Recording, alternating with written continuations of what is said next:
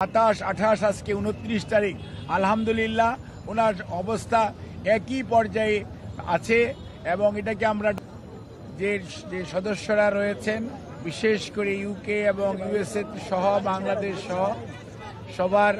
সমন্বিতভাবে আলাপ আলোচনার পরিপ্রেক্ষিতে ওনাকে হসপিটালে বেশ কয়েকদিন রাখার ব্যাপারে সিদ্ধান্ত হয় এবং ওনার আরও কিছু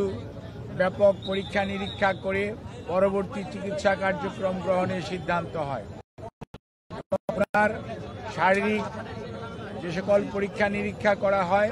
সেই সমস্ত পরীক্ষা নিরীক্ষা রেজাল্টের ফলাফলের ভিত্তিতে চিকিৎসকগণ সিদ্ধান্ত গ্রহণ করেন যে ওনাকে আরও নিবিড় তত্ত্বাবধানে চিকিৎসা করা প্রয়োজন এবং সেই লক্ষ্যেই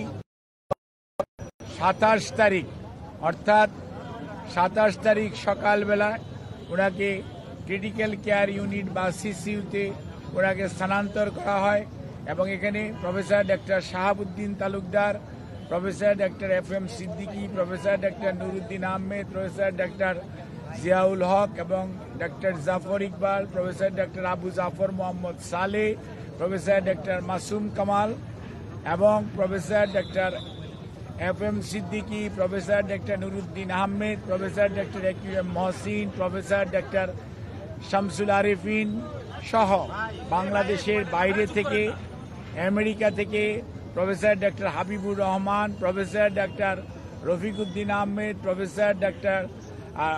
হামিদ রব এবং প্রফেসর ডক্টর হ্যামিল্টন, আর ইউকে থেকে professor doctor Patrick Kennedy and professor doctor Jennifer cross এবং সর্বোপরি ভারপ্রাপ্ত চেয়ারম্যান জনাব তারেক রহমান সাহেবের সহধর্মিনী ডক্টর জুবাইদুর রহমান, উনি একজন কার্ডিওলজিস্ট, উনি সহ ওনাদের সবার সমন্বিতভাবে আলাপ আলোচনার পরিপ্রেক্ষিতে ওনার 27 তারিখ থেকে ওনাকে ক্রিটিক্যাল কেয়ার ইউনিটে রেখে চিকিৎসা দেওয়া হচ্ছে এবং ওনাকে 23 তারিখে ভর্তি করা এবং পরবর্তীতে চিকিৎসা কার্যক্রম সার্বক্ষণিকভাবে তদারক করছেন বাংলাদেশ জাতীয়তাবাদী দলের ভারপ্রাপ্ত চেয়ারম্যান জনাব তারেক রহমান এবং উনি সার্বক্ষণিকভাবে চিকিৎসকদের সাথে মেডিকেল বোর্ডের সদস্যদের সাথে সমন্বয় করে চিকিৎসা কার্যক্রম যাতে কোনো অবস্থাতেই ব্যাহত না হয় সেই লক্ষ্যে উনি ওনার সার্বিক সহযোগিতা এবং দিক নির্দেশনা দিয়ে যাচ্ছেন এবং ওনার পাশে ওনার ছোট ছেলে মরহুম আরাফাত রহমান কোকর, সহধর্মিনী সৈয়দা শামিলা রহমান, ওনার ছোট ভাই শামীম ইস্কান্দার সাহেব সহ ওনার অন্যান্য সকল আত্মীয় স্বজন, বাংলাদেশ জাতীয়তাবাদী দলের মহাসচিব জনাব মির্জা ফখরুল ইসলাম আলমগীর এবং সিনিয়র স্থায়ী কমিটির সকল নেতৃবৃন্দ সহ দলের সকল স্তরের নেতা কর্মীদের সবার সার্বিক সহযোগিতায় এবং এভার কেয়ার হসপিটালের চিকিৎসক কর্মকর্তা এবং নার্স তাদের সবার সহযোগিতায় ওনার চিকিৎসা এখানে চলছে। ওনার চিকিৎসার ব্যাপারে আমরা ইউকে এবং kingdom of Saudi Arabia as well as the Singapore এবং দি পিপুলস রিপাবলিক অফ চায়না এবং আপনার আমেরিকার জন হপকিন্স এবং মাউন্ট সিনাই সহ বিভিন্ন হাসপাতালের চিকিৎসকদের যৌথ আলাপ আলোচনার ভিত্তিতেই ওনার চিকিৎসা এখানে অব্যাহত আছে এবং ওনার চিকিৎসা অব্যাহত থাকবে। আমরা আপনাদের মাধ্যমে দেশবাসীর কাছে এবং সকল মানুষের কাছে ওনার সুস্থতার জন্য আমরা দোয়া চাই। দলের মহাসচিব এবং দল থেকে আগে জানানো হয়েছে, দোয়া চাওয়া হয়েছে। অনেক মানুষ, প্রধান উপদেষ্টা সহ উপদেষ্টা মণ্ডলীর সদস্যরাও অনেকে ওনার জন্য দোয়ার জন্য দেশবাসীর প্রতি আহ্বান জানিয়েছেন, সেজন্য আমরা কৃতজ্ঞতা প্রকাশ করছি। অন্যদিকে আমরা ওনার সুস্থতার জন্য আপনাদের মাধ্যমে সবাইকে অনুরোধ করব যে এই হসপিটাল একটি হাসপাতাল, এখানে দেশনেত্রী বেগম খালেদা জিয়া ছাড়া আরও 300 জন রুগী ভর্তি আছে, যাতে রুগীদের চিকিৎসা কার্যক্রম কোনো অবস্থাতেই ব্যাহত না হয় সেই জন্য দলীয় নেতাকর্মী শুধু নয়, বাংলাদেশের ক্রিয়াশীল সকল রাজনৈতিক দলের সিনিয়র নেতৃবৃন্দ সার্বক্ষণিকভাবে ওনার খোঁজ নিতে আসছেন। ইমোশন আছে, আবেগ আছে, ওনার প্রতি ভালোবাসা আছে, সেই জন্য সেটার প্রতি শ্রদ্ধা জানিয়ে আমরা সবাইকে অনুরোধ করব হসপিটালে যথাসম্ভব কম ভিড় করে আপনারা যার যার অবস্থানে থেকে যার যার ধর্ম অনুযায়ী মহান রাব্বুল আলামিন এর কাছে ওনার আর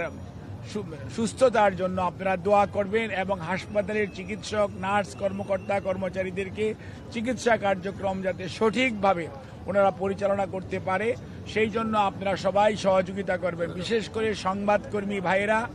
আপনারা যে নিরন্তর পরিশ্রম করে বিগত 6টি বৎসর যাবৎ দেশনেত্রী বেগম খালেদা জিয়ার অসুস্থতার বিষয়ে সার্বক্ষণিকভাবে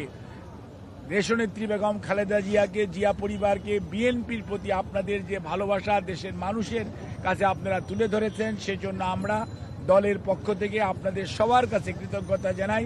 এবং এই সংকটময় মুহূর্তে আমরা আপনাদের সবার সহযোগিতা চাই এবং আপনাদের মাধ্যমে আমাদের দলের সকল স্তরের নেতা কর্মী, সকল রাজনৈতিক দলের নেতা কর্মীদের প্রতি আমাদের একটাই অনুরোধ, সবাই চলুন আমরা দায়িত্বশীল আচরণ করি এবং রোগীর চিকিৎসার জন্য সর্বোৎকৃষ্ট যে সহযোগিতা প্রয়োজন সর্বোচ্চ সংযম এবং ধৈর্যের পরিচয় দেই। ইনশাআল্লাহ এত মানুষের দোয়া আল্লাহ রাব্বুল আলামিন নিশ্চয়ই দেশনেত্রী বেগম খালেদা জিয়াকে সুস্থ করবেন এবং আপনাদের মাধ্যমে ভারপ্রাপ্ত চেয়ারম্যান জনাব তারেক রহমান আপনাদেরকে অনুরোধ করার জন্য বলেছেন যে উনি সার্বক্ষণিকভাবে যেমন